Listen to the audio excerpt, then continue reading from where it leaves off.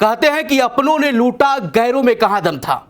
कमोबेश यही हाल महाराष्ट्र में उद्धव ठाकरे के साथ हो रहा है। आपको बता दें कि इस वक्त उद्धव ठाकरे ना घर के हैं ना घाट के हैं। इस वीडियो में हम आपको बताएंगे कि जिस तरीके से कल कांग्रेस चुनाव समिति की बैठक हुई, उस महाराष्ट्र को लेकर कांग्रेस चुनाव समिति में क्या बातचीत हुई, इस पर हम चर्चा करेंगे।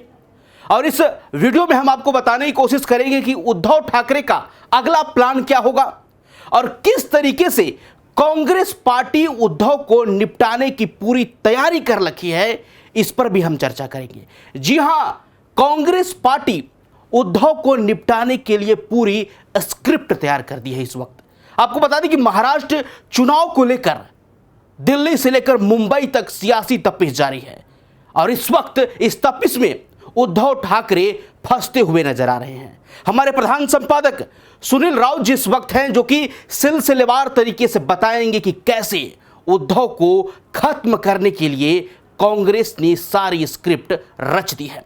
सर, क्या है अंदर का मामला? कल केंद्रीय चुनाव समिति जो कांग्रेस पार्टी के दफ्तर में मीटिंग हुआ, उसके बाद से पूरी तरीके से कांग्रेस जो है उद्धव को निपटाने की तैयारी कर ली है। क्या है स्टोरी? नहीं, ये तब से नहीं नीतीश, ये बहुत पुराना मामला है। इस पर मैं विस्तार से आऊंगा, लेकिन सबसे पहले जो अहम मुद्दे हैं उस पर हम बात कर लेते हैं कि अब होगा क्या महाराष्ट्र में। सब ये जानना चाह रहे हैं कि बड़ा ऊहापोह की स्थिति मची हुई है। उद्धव ठाकरे जो है मानने को तैयार नहीं है। शरद पवार को मैच रेफरी की भूमिका में छोड़ दिया गया है, वो भी मातोश्री जाकर मनाने की कोशिश कर रहे हैं, लेकिन उद्धव अब मानने को तैयार नहीं है। क्योंकि उद्धव को देर सवेर ये समझ में आ गया है कि हम फंस चुके हैं। बिल्कुल। और कांग्रेस ने जो चक्रव्यूह रचा था, उस चक्रव्यूह में अब अभिमन्यु की तरह उद्धव ठाकरे जो है फंस चुके हैं और उनके सामने कोई दूसरा विकल्प नहीं है। आप सिलसिलेवार तरीके से मैं बताऊंगा कि कैसे कांग्रेस ने स्क्रिप्ट पूरी तैयार की थी और कैसे उस कांग्रेस की चाल में वो उद्धव ठाकरे फंसे हैं, ये सब बताऊंगा। लेकिन पहले कल रात जो हुआ वो मैं आपको बता दूं। कल कांग्रेस चुनाव समिति की बैठक हुई। पहले एक बैठक होनी थी, लेकिन उद्धव ठाकरे की वजह से ही वो बैठक को टाल दिया गया था दिल्ली में, क्योंकि उद्धव ठाकरे सीटों को लेकर मान नहीं रहे हैं। वो अभी भी मान नहीं रहे, जिद पर अड़े हुए हैं और सारी की सारी लड़ाई विदर्भ को लेकर है। विदर्भ मतलब वो इलाका नागपुर जहां संघ का मुख्यालय है। नागपुर, रामटेक, अमरावती, वर्धा, ये जो क्षेत्र पड़ता है इसको विदर्भ कहा जाता है और सारी की सारी लड़ाई विदर्भ को लेकर है। इस विदर्भ में अगर मैं बात करूं आपको तो कुल जो सीटें हैं वो 62 सीटें आती हैं। 62 विधानसभा की सीटें आती हैं और 8 सीटें जो है, बहुत ज्यादा नहीं, 8 सीटें उद्धव ठाकरे मांग रहे हैं और कांग्रेस एक भी सीट नहीं देना चाह रही है। कांग्रेस बेचारी गांठ पलट है। नहीं, 62 सीटें जो है कांग्रेस चाह रही कि सब एनसीपी और कांग्रेस मिलकर लड़े। अच्छा। उद्धव की वहां एंट्री नहीं देना चाहती है। इसके पीछे कांग्रेस का तर्क यह है कि जो मुंबई का क्षेत्र है, जहां से वर्षा गायकवाड़ जीती है, लोकसभा चुनाव जो जीत कर आई है, उन्होंने कहा कि मुंबई का क्षेत्र हमारा स्ट्रांग क्षेत्र है, हम लोकसभा चुनाव में जीत कर आए। उसके बावजूद आप कह रहे हैं जो वरुण सरदेसाई को आपने टिकट दे दिया बांद्रापुर से, तो आपके लिए हम मुंबई छोड़ रहे हैं, तो विदर्भ में आप एंट्री मत करिए, विदर्भ में मत आइए। अब कल जो नाना पटोले वहां से आए कांग्रेस चुनाव समिति की बैठक में, वहां इसको लेकर सारी चर्चाएं हुई और नाना पटोले की, और अंदर की बात मैं बता रहा हूं ये नीतीश, नाना पटोले की ओर से राहुल गांधी और आला कमान को ये दो टूक संदेश दे दिया गया है कि उद्धव ठाकरे के आगे झुकने की बिल्कुल जरूरत नहीं है और विदर्भ पर उनसे कोई समझौता करने की जरूरत नहीं है। विदर्भ में हम बहुत मजबूत है, महाराष्ट्र में हम बहुत मजबूत है और उद्धव ठाकरे अगर हमारे साथ नहीं आते हैं तो भी हम चुनाव लड़ सकते हैं और चुनाव जीत सकते हैं। ये बात कांग्रेस चुनाव समिति की बैठक में हुई है और ये बात कांग्रेस के महाराष्ट्र के नेताओं ने कही है कि उद्धव ठाकरे की हमें जरूरत नहीं है, क्योंकि उद्धव ठाकरे, ये आरोप भी लगाए गए कि उद्धव ठाकरे महाविकास आघाड़ी में दरार डाल रहे हैं। वो संजय राउत की ओर से अनर्गल बयानबाजी की जा रही है। उन्होंने कहा कि हम राहुल गांधी से बात करेंगे, यहाँ का नेतृत्व जो है वो सक्षम नहीं है। तो ये जो बातें हैं, अब वहां के नेतृत्व पर जब आप अटैक करेंगे तो वहां का नेतृत्व यहाँ आकर आपके बारे में अच्छी अच्छी बातें थोड़ी बताएगा। तो चुनाव जो कांग्रेस चुनाव समिति की बैठक है उसमें साफ तौर पर कह दिया है कि उद्धव को बाहर करिए, मतलब उनकी शर्तों पे मत झुकिए। अगर वो हमारी शर्तों पर आने के लिए तैयार है तो रखिए, अदरवाइज इनको बाहर कर दीजिए। ये कल का अपडेट है, बड़ा अपडेट। अब आप कहेंगे कि ऐसा कांग्रेस क्यों कह रही है, का सवाल होगा ना, दर्शकों का भी सवाल होगा कि भाई क्या उद्धव के बिना कांग्रेस चुनाव जीत सकती है? क्या उद्धव के बिना कांग्रेस और एनसीपी चुनाव जीत सकती है? जी बिल्कुल। कांग्रेस को यही लगता है, कांग्रेस को जैसे हरियाणा में लग रहा था कि आम आदमी पार्टी और बाकी सहयोगी दलों की हमें जरूरत नहीं, हम अकेले हरियाणा में चुनाव जीत सकते हैं, अति आत्मविश्वास। हाँ, कांग्रेस को ये आत्मविश्वास लोकसभा चुनाव से आया है। लोकसभा चुनाव के आंकड़ों पर थोड़ी नजर डालेंगे आप नीतीश, तो थोड़ा चित्र आपका स्पष्ट होगा। उद्धव ठाकरे को 21 सीटें दी गई थी, सबसे ज्यादा सीटों पर बड़े भाई की भूमिका में कांग्रेस ने उद्धव को रखा था।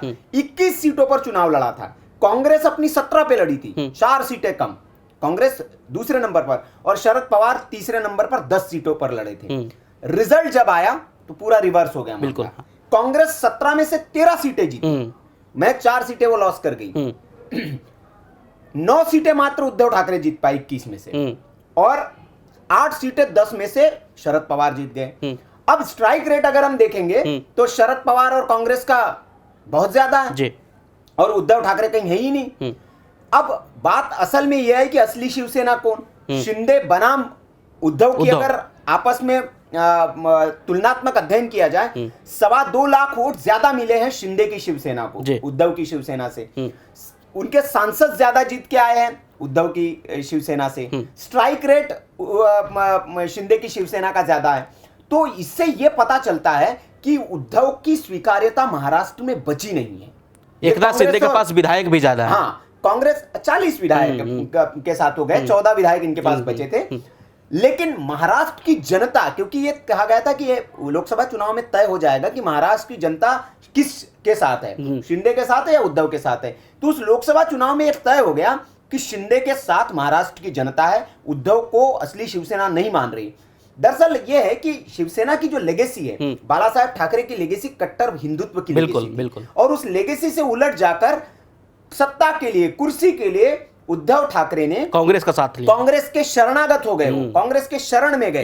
ये मैसेज गया महाराष्ट्र में, और इसीलिए आप जो वोट भी मिला है, अब कांग्रेस ये कहती है, कांग्रेस का अंदरूनी जो एनालिसिस है कि जो ये 9 सीटें मिली है उद्धव ठाकरे को लोकसभा चुनाव में, ये एनसीपी और कांग्रेस के वोट बैंक से मिली है, इनका अपना वोट बैंक नहीं है। अच्छा, मेरा सवाल है सर कि कांग्रेस उद्धव को निपटाना क्यों चाह रही है? आखिर किस बात का बदला कांग्रेस पार्टी उद्धव ठाकरे से लेना चाह रही है? देखिए, बाला साहेब ठाकरे के विचार कांग्रेस को लेकर क्या थे, ये किसी से छिपे नहीं है। बिल्कुल। सोनिया गांधी के लिए वो किन किन अपशब्दों का इस्तेमाल करते थे, ये किसी से छिपा नहीं है।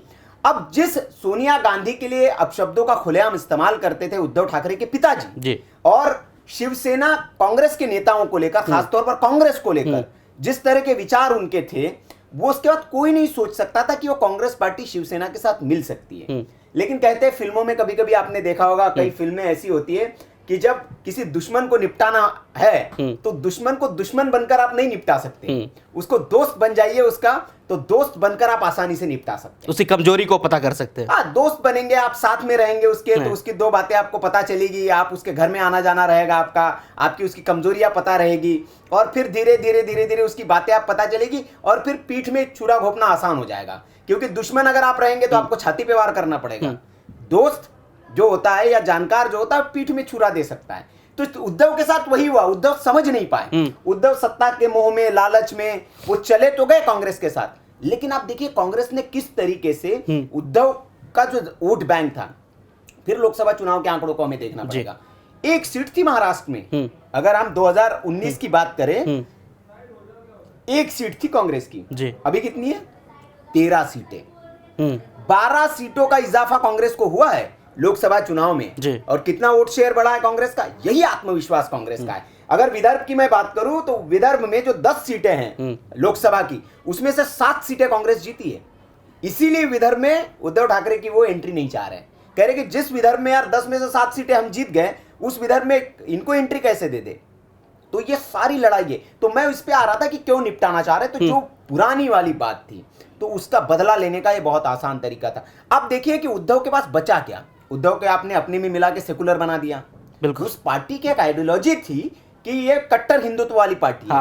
आपका बीजेपी के साथ एक नेचुरल अलायंस था, मतलब वो ऐसा कि जैसे नमक पानी में घुल जाता है, चीनी पानी में घुल जाती है, वैसे शिवसेना और बीजेपी आपस में घुले मिले थे।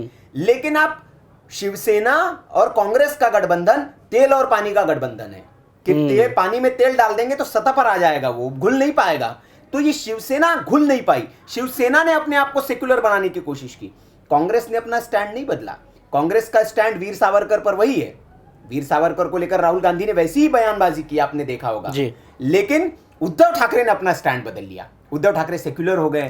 वो तो मतलब उद्धव ठाकरे धीरे धीरे अपना राजनीतिक आत्महत्या करते जा रहे हैं। बिल्कुल, वो अब लेकिन समझ में आ गया उद्धव ठाकरे को कि मैं पॉलिटिकल सुसाइडल की ओर था और मैंने सत्ता के लालच में बहुत बड़ा नुकसान कर दिया और मैं ऐसे चक्रव्यूह में फंस चुका हूं, क्योंकि कांग्रेस नेता मान नहीं रहे। जिस मातोश्री से कभी बाहर नहीं निकले बाला साहेब ठाकरे, उस मातोश्री से दिल्ली के दरबार में कई बार उद्धव ठाकरे को आना पड़ा। हाँ। आपको विनवनी कहते हैं मराठी में जिसको, हाँ। याचना करनी पड़ी कि भाई साहब मुख्यमंत्री के नाम का ऐलान कर दीजिए। लेकिन जिस तरीके से उद्धव ठाकरे को दरकिनार कर रहे हैं, इग्नोर किया जा रहा है, सुना नहीं जा रहा है, ये बहुत बड़ा अपमान है। ये ठाकरे परिवार का अपमान है, जो बाला साहेब ठाकरे की विरासत है उसका अपमान है। और ये शिव सैनिकों को समझ में आ रहा है। शिव सैनिकों के अंदर ही अंदर बहुत गुस्सा है इस बात को लेकर, और इसीलिए आप देखेंगे कि उद्धव ठाकरे को भी ये समझ में आ रहा है। संजय राउत की भाषा ऐसी ही नहीं बदली है, प्रियंका चतुर्वेदी की भाषा ऐसी ही नहीं बदली है, मोदी फेवरेट नेता ऐसी थोड़ी हो गए प्रियंका चतुर्वेदी के। ये पासे फेंके जा रहे हैं। हाँ। उद्धव के पास अभी रास्ता नहीं है। तो क्या इसमें राज ठाकरे कुछ अहम रोल निभा सकते हैं? राज ठाकरे की तरफ भी पासे फेंक रहे उद्धव ठाकरे, और उद्धव अब हर वो ऑप्शन अपनाने के लिए, मतलब कहते हैं ना कि जब मछली पानी से बाहर निकल जाती है और उसका जीवन समाप्त होने वाला है, उसको पता चलता है तो छटपटाने लगती है और कुछ भी करने के लिए तय। वही हालत उद्धव ठाकरे की है। वो भी ऑप्शन तलाश रहे कि मैं ओवैसी के साथ मिल जाऊं, वो दूसरा ऑप्शन ये भी तलाश रहे कि मैं राज ठाकरे से विनवनी कि भाई आ जाओ, तो एक संदेश जाए कि यार ठाकरे परिवार एक हो गया है तो कुछ तो हो हमारा। वो बीजेपी की तरफ भी पत्ते फेंक रहे हैं कि फडणवीस के साथ मुलाकात करने के लिए ऑफर भेज रहे, प्रपोजल भेज रहे हैं। संजय राउत इधर दिल्ली में फोन घुमा रहे हैं कि भाई साहब गलती हो गई पिछली वाली, कर सकते हैं कुछ दीजिए। हाँ। लेकिन अब बीजेपी के सामने बड़ा संकट है जी। अभी देखिए, जो कल तक जो सारी बातें चल रही है ठीक है, लेकिन क्या भारतीय जनता पार्टी उद्धव को ले सकती है? अभी बिल्कुल नहीं। अभी समय बहुत कम बचा हुआ है। फिर आप शिंदे को कैसे एडजस्ट करेंगे? तो अभी बीजेपी स्कोप नहीं बचा है, लेकिन उद्धव कर रहे कोशिश। अभी इस चुनाव में तो कुछ नहीं हो सकता। उद्धव के पास एक ही विकल्प है। अब इस जो चक्रव्यूह में फंस चुके, उनके पास निकलने का कोई विकल्प नहीं। अकेले चुनाव लड़के इस विधानसभा चुनाव में अगर उद्धव ठाकरे अपनी साख नहीं बचा पाए, उद्धव ठाकरे क्यों छटपटा रहे, इसके पीछे एक बड़ी वजह यह भी है कि उनकी जो शिवसेना है, बची खुची जो पार्टी है, बहुत थोड़ी सी पार्टी बची है अभी, ये अगर इस विधानसभा चुनाव में उद्धव ठाकरे कुछ कमाल नहीं कर पाए, करिश्मा नहीं कर पाए, तो बची खुची शिवसेना भी खत्म हो जाएगी।